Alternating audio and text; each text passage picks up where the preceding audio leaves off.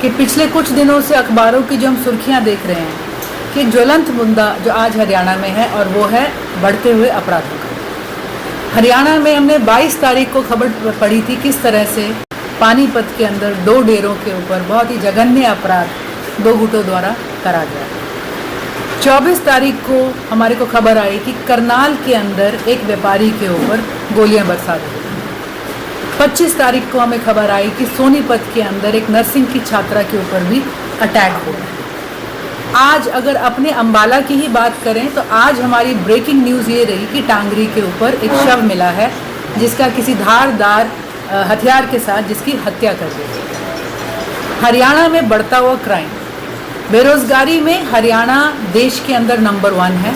ये आंकड़े सबके सामने बहुत समय से हैं और सालों से चलता आ रहा है और अब साफ है कि हरियाणा देश में क्राइम में भी नंबर 1 बनने की तरफ पूरी तरह से अग्रसर है। हमारे प्रदेश स्तर के आंकड़े क्या कहते हैं? अगर आप मर्डर की बात करें तो हरियाणा में 3 से 4 मर्डर प्रतिदिन होते हैं। हम देश में मर्डर्स के जो रेट है, मर्डर रेट में नंबर 2 पर है। अगर आप रेप्स की बात करें हरियाणा के अंदर तो हरियाणा में कम से कम 5 रेप प्रतिदिन हो रहे हैं। रेप रेट के हिसाब से हम देश के अंदर फिर से सेकंड नंबर पर आते हैं। अगर आप किडनैपिंग्स की बात करेंगे तो हरियाणा के अंदर प्रतिदिन 10 किडनैपिंग्स आज की तारीख में हो रही हैं और इस मामले में हम देश के अंदर तीसरे नंबर पर हैं। अगर अनुसूचित जाति के खिलाफ क्राइम्स की अगर आप बात करेंगे तो उसके अंदर भी देश में कम से कम हमारे प्रदेश में 4 से 5 क्राइम्स प्रतिदिन अनुसूचित जाति के खिलाफ हो रहे हैं। इस मामले में भी हम देश में 6ठे नंबर पर हैं। एक सर्वे आया था पीछे जिसका जो हमारी सोशल प्रोग्रेस इंडेक्स है, जो सामाजिक प्रगति का हमारा सूचांक है, जिसे हमारे पीएम ऑफिस से रिलीज़ किया जाता है। इकोनॉमिक एडवाइजरी कमेटी एक स्टडी करवाकर पीएम को पेश करती है कि हमारा देश किस दशा में और किस दिशा में आज की तारीख में हेडेड है। उस सर्वे ने साफ साफ कहा कि देश का आज की तारीख में सबसे असुरक्षित प्रदेश हरियाणा है और मैं समझती हूँ बेरोजगारी के साथ ये हाथ में हाथ जो क्राइम चल रहा है यही हमारे भविष्य को, हमारी सुरक्षा को कहीं ना कहीं धकेलेगा। सब जानते हैं कि महिलाओं के खिलाफ क्राइम हरियाणा में 27% बढ़ा है और ये हमारे जनवरी की एक रिपोर्ट के अंदर बताया गया। जो हमारे हरियाणा का हालात है, समाज के क्राइम एक तरफ, आज जिस सरकार को लोगों ने चुन के बहुमत में बिठाया है भाजपा जिन क्राइम्स के खिलाफ आवाज़ उठाते हुए सत्ता में आई थी, जिस स्वर्णिम काल का, जिस अमृत काल का वादा प्रधानमंत्री जी साल दर साल हमारे साथ कर रहे हैं, आज साफ होता चला जा रहा है कि कम से कम हरियाणा के अंदर तो ये अमृत काल आज आपातकाल से बिल्कुल भी कम नहीं है। भाजपा से हम क्या उम्मीद कर सकते हैं जब भाजपा का अपना ही दामन दागी है। हाल ही में आप महिला कोच वाला प्रकरण देख लें जिसके अंदर एक मंत्री पद पर जो हमारे एक नेता बैठे हुए थे और किस तरह से जब एक महिला ने इंसाफ की गुहार लगाई प्रदेश की सरकार से, न्याय प्रणाली से, मुख्यमंत्री साहब से, तो आज हर कोई जानता है कि मंत्री साहब, उनका दफ्तर, उनकी नौकरी बरकरार है, लेकिन महिला के ऊपर जो चार्जेस लगा दिए गए हैं, जिस तरह से उसके डिपार्टमेंट का कंधा इस्तेमाल कर उस पर फायरिंग करी जा रही है, साफ जाहिर है कि हमारे यहाँ पे बेटियों की कोई इज्जत, कोई असमत, कोई हमारी उनकी अहमियत किसी भी तरह की नहीं है। आज वो महिला कोच अपनी नौकरी खोने की कगार है। अगर हम देखें और भी हमारा एक मीडिया में प्रचलित मुद्दा रहा है किस तरह से भाजपा के अपने अधिकारी आज नहीं तो कल खबरों में सुर्खियां बना रहे हैं भ्रष्टाचार और ठगी के मामलों से जुड़े हुए। वहाँ पर भी अगर हम देखेंगे ठीक जिस तरह से मंत्री जी के साथ हुआ है उसी तरह से पदाधिकारियों के पद भी बरकरार रहते हैं और जो भी कार्रवाई करी जाती है वो ड्यू प्रोसीजर नहीं होता। समय से पहले अरेस्ट हो जाती है, समय से लेट एफआईआर होती है और नक्शल रिजल्ट ये निकल कर आता है कि पुलिस को दोबारा से कार्रवाई करनी पड़ रही है। जुडिशियल कस्टडी में एक ठगी के केस में अपने हाथ में एक जो है जिनके ऊपर आरोपित हैं उन्हें लाने के लिए ताकि उनसे सवाल जवाब करे जा सके। बेटी बचाओ बेटी को तो बेटी बचाओ बेटी पढ़ाओ का नारा भाजपा ने दिया था। आज हम ये निसंदेह कह सकते हैं कि बेटी बचाओ तो छोड़ो, आज हरियाणा में खुद को बचाओ की हालत आ गई है। और जब हमारे मुख्यमंत्री के मुंह से ये शब्द जाने अनजाने में निकले कि सरकार हर किसी की सुरक्षा नहीं कर सकती, तो मैं समझती हूँ इससे दुर्भाग्यपूर्ण और इससे चिंताजनक शब्द और स्थिति आज हरियाणा की जनता के लिए नहीं हो सकती। आज हम गृह मंत्री जी के गृह क्षेत्र में बैठे हैं। आज ही यहाँ पर एक मर्डर ने सुर्खियाँ बनाई हैं। यहाँ पर बहुत से मुद्दे और भी हवा में उठे हुए हैं। आज हम हमारे गृह मंत्री से, आज हम हमारे प्रदेश के मुख्यमंत्री जी से गुहार लगाते हैं कि कृपया करके बातों में ना रखें, ज़मीन पर भी इस न्याय, इस सुरक्षा को, इस बचाव को उतारें।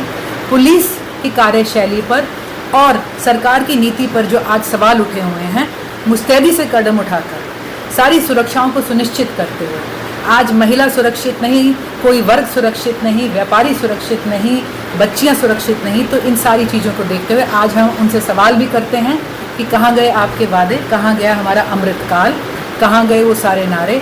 और हम आज उन्हें ये कहना चाहेंगे कि जल्द से जल्द आप अपनी व्यवस्था को दुरुस्त करें आने वाले साल में, वरना जो प्रदेश की जनता है वो भाजपा सरकार को दुरुस्त जरूर करेगी।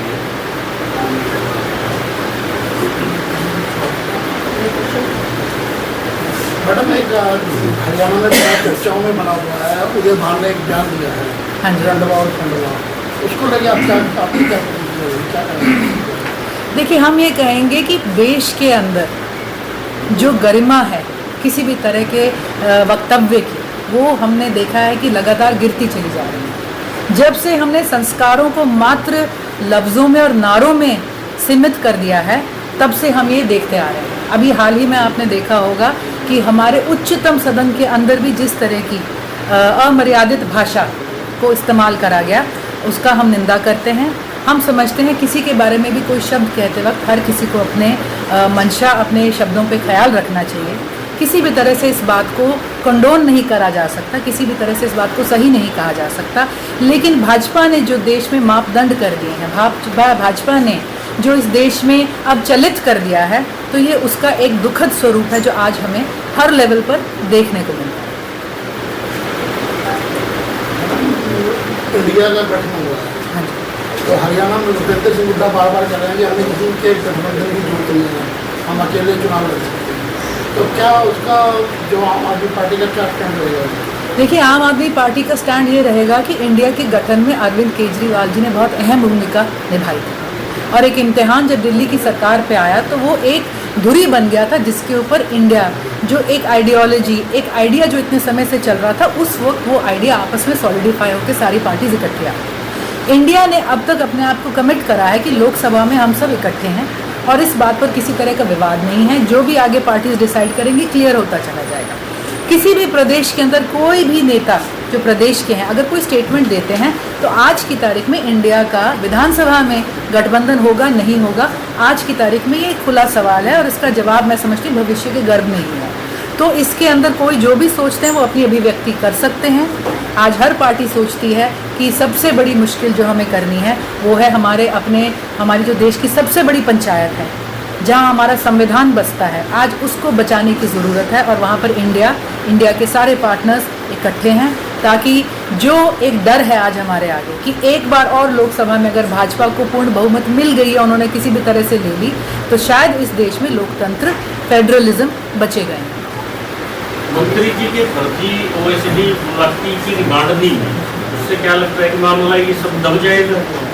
देखिए, हम कहेंगे कि आज अंबाला के अंदर भ्रष्टाचार चरम सीमा पर है। अप्रत्यक्ष ही सही, लेकिन प्रत्यक्ष तौर पर साफ देखने को मिल रहा है कि प्रोजेक्ट दर प्रोजेक्ट, अगर आप जीटी रोड से चलना शुरू करेंगे, 100 करोड़ का आपका शहीदी स्मारक अधूरा, कितने करोड़ का आपका साइंस सेंटर अधूरा, आपका 3 गुना कीमत लगने के बाद, पैसे पूरे जाने के बाद भी स्टेडियम अधूरा, पूरी पेमेंट हो जाने के बाद बैंक स्क्वायर अधूरा, बैंक स्क्वायर के सामने आपका अग्निशमन जो आपका फायर ब्रिगेड की बिल्डिंग है अधूरी, उसके सामने गांधी ग्राउंड का प्रोजेक्ट था अधूरा। आगे चले तो आपके सिविल अस्पताल आ जाता है, सिविल अस्पताल के डॉक्टर्स क्वार्टर्स और कितना काम सब अधूरा। क्यों? और इससे आगे भी अगर आप चलते चले जाएं, थोड़ा सा राइट में गाड़ी घुमाएंगे तो आप देखेंगे कि सदर में कितने 100 करोड़ के प्रोजेक्ट्स, नालियाँ, गटर और सड़क बनने का प्रोजेक्ट प्रकरण पिछले 10 सालों से चल रहा, सब कुछ अधूरा। हर प्रोजेक्ट में काम पूरा नहीं होता, पैसे पूरे खर्च हो रहे हैं। तो हम ये कह सकते हैं कि आज अम्बाला में भ्रष्टाचार चरम सीमा पे है, समय पे इसकी परतें खुलेंगी भी, और अम्बाला के अंदर भय भी चरम सीमा पर है। आज अगर कोई किसी तरह से किसी व्यक्ति का आंकलन ले कि मानसिक स्थिति आज अम्बाला में व्यापारी की, कर्मचारी की, मैं यहाँ तक खुल के कह सकती हूँ मीडिया के हमारे साथियों की भी, या आम जन की भी अगर मानसिक स्थिति का आंकलन ले तो उसमें भय प्रमुख तौर पे ऊपर आएगा। और सब जानते हैं इसके पीछे कारण क्या है। अपने इस बिगड़ते हालात और छवि को देखते हुए हमारे गृह मंत्री जी ने एकदम मुस्तैदी से कदम तो उठाए, लेकिन सही कदम नहीं उठाए। कदम उठाने में मैं तो ये कहूँगी कि कार्रवाई हुई भी और नहीं भी हुई। जैसा कि मैंने पहले कहा कि समय से पहले अरेस्ट हो गई, समय के बाद FIR हो रही है और पुलिस अपना केस इस तरह से पेश करती है कि वहाँ पर उसके अंदर वो जुडिशियल कस्टडी में अपने जो सस्पेक्ट को देकर बैठ जाते हैं। और आज कहा जा रहा है कि हमें बड़ा दुख है, हम इस पर एक्टिविटी करेंगे। अगर पुलिस की मंशा सही होती, अगर निर्देश सही होते, तो ये कार्रवाई इतनी ढिलाई से और इतनी गलती से नहीं हो सकती थी। हम साफ कह सकते हैं कि ये दिखाने की कार्रवाई थी और निभाने की नहीं थी। आपने भी कई मुद्दे उठाए थे, पहले भी 2 बार प्रेस कॉन्फ्रेंस हो चुकी है। कोई मुद्दा ऐसा है जो सिरे चढ़ा हो, कहीं किसी निष्कर्ष पर पहुंचा हो? देखिए, निष्कर्ष पे तो तब पहुंचेगा जब सरकार की सुनने की मंशा होगी और जब देश के अंदर अभिव्यक्ति का और लिखने का और सवाल करने का एक आज़ादी सबको महसूस हो रही है। ये आज़ादी कम से कम आज अम्बाला में तो किसी को भी महसूस नहीं होती। लेकिन आज सुनवाई ये नहीं हो रही, इसका मतलब ये नहीं कि इन मुद्दों पे कभी रोशनी आएगी ही नहीं। हर कोई जानता है कि जो हमारे साइंस सेंटर की बिल्डिंग है उसको असुरक्षित घोषित कर दिया गया है। सरकारी जो साइंस की एजेंसी है उसने उसको मान्यता देने से मना कर दिया है, लेकिन उसके भी दिन ब दिन निरीक्षण होते रहते हैं और ऐसे अनाउंस करते रहते हैं, उन्हें इनॉग्रेट करते रहेंगे।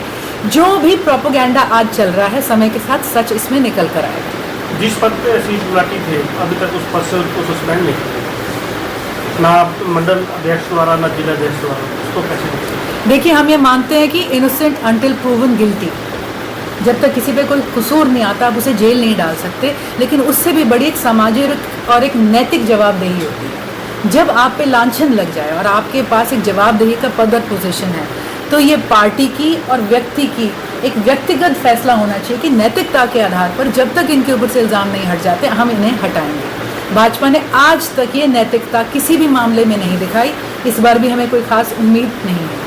पुलिस कार्रवाई को कैसे देखते हैं? जो पुलिस कार्रवाई, जैसा कि मैंने कहा, वो दिखावे की कार्रवाई ज़्यादा थी। हमारी पुलिस इतनी मुस्तैदी से काम करती है, जब पकड़ना हो तो दूसरे ज़िलों से भी बंदों को पकड़ के ले आते हैं और जब हो तो सेंट्रल जेल से भी बंदों को कहीं कहीं से उनकी कस्टडी लेके आ जाते हैं। लेकिन अम्बाला में अपने गृह क्षेत्र में अपनी पुलिस, अपने कार्यकर्ता, लेकिन आपके हाथ से इस तरह से पूरी कार्रवाई ढीली पड़ जाए तो ये तो ढीली करने की मंशा थी, हम मानेंगे। चुनाव नजदीक आ चुके हैं और इसको लेकर आम आदमी की क्या तैयारियां हैं और किस तरह के संगठन को? देखिए, आम आदमी पार्टी आज की तारीख में बहुत ही सशक्तता से कदम दर कदम संगठन बनाने में लगी है। अभी तक 4000 से ऊपर पदाधिकारी नियुक्त करे जा चुके हैं। आज हमारे साथ प्रेस कॉन्फ्रेंस के अंदर मेरे साथ यहाँ पर हमारे प्रदेश के सह सचिव सुरेश त्रेहान जी बैठे हुए हैं, हमारे ज़िला के अध्यक्ष बैठे हुए हैं हमारे साथ राजा दानीपुर जी, हमारे लोकसभा के हमारे मेंबर बैठे हुए हैं यहाँ पे अविनाश जी, हमारे ज़िले के ट्रेजरर बैठे हैं हमारे साथ अविनाश गुंबर जी, और हमारे SC समाज के वरिष्ठ नेता बैठे हुए हैं राजकुमार जी। तो पार्टी दर कदम जो है सशक्त संगठन बना रही है। 4000 के करीब पदाधिकारी बनाए जा चुके हैं। State level, Lok Sabha level, block level से अब सदर सर्कल तक अगर हम आए हैं, अब हमारे अगले चरण में हर गांव और हर वार्ड में 21 मेंबर की कमेटी बनाई जाएगी, जिसमें 36 बिरादरी का ख्याल रखा जाएगा। महिलाओं को, युवाओं को पूर्ण उसमें रिप्रेजेंटेशन दी जाएगी और उसके बाद ये कमेटी को लेके हम बूथ पर जाएंगे। और आप देख रहे होंगे, अभी ही बिजली आंदोलन हमने समाप्त करा है, अब हमारा नया परिवार जोड़ो अभियान स्टार्ट हो गया है। आप देखेंगे कि गली गली में, वार्ड वार्ड में एक door to door, drawing room to drawing room का प्रोग्राम हमारी टीम करने जो निकली है, उसको आप आगे डेवलप होते देखेंगे। और हमें पूरा विश्वास है कि चुनाव आने तक हमने हर किसी का दरवाज़ा एक बार खटखटा जरूर दिया। गुलाटी प्रकरण जैसे और भी कोई मामला 4-5 दिनों में आया तो कौन सा जी? OSD का हुआ है गुलाटी का, इस तरह का। आज का हमारा प्रमुख तो जनरल इसी के अंदर है, हम इसी के अंदर रखें, हम इसमें स्पेकुलेशन नहीं करेंगे। जब मुद्दा आएगा तो मुद्दा स्पेसिफिक PC करके ही उसे उठाएंगे।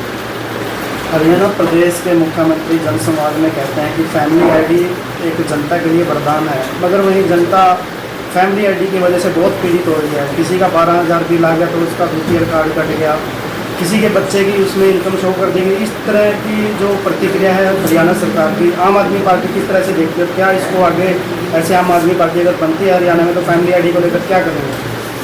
देखिए, फैमिली आईडी डेटा जनरेट करने के लिए, डेटा पाने के लिए एक बहुत अच्छा टूल है, लेकिन उसे एक दो धारी तलवार में बदल दिया है सरकार ने। इसके अंदर सरकार ने अगर तो वो अपना बिजली का अब फैमिली आईडी के अंदर अगर बिजली का बिल भरा हुआ मिलता है तो कार्ड कट जाता है, बिल नहीं भरते तो बिजली कनेक्शन चला जाता है।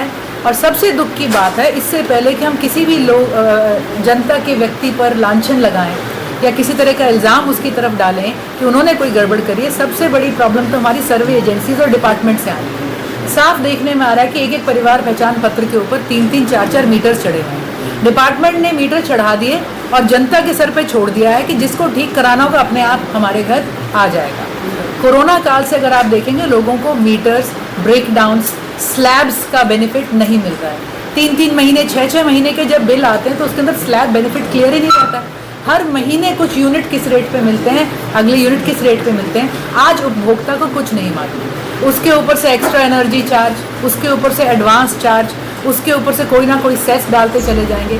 घरों के बिल अब लोगों ने जोड़े हैं, अब घरों के बिलों के अंदर डोर टू डोर कलेक्शन का कूड़ा का बिल जोड़ना शुरू कर दिया है, जबकि कलेक्शन कहाँ हो रहा है ये सब जानते हैं।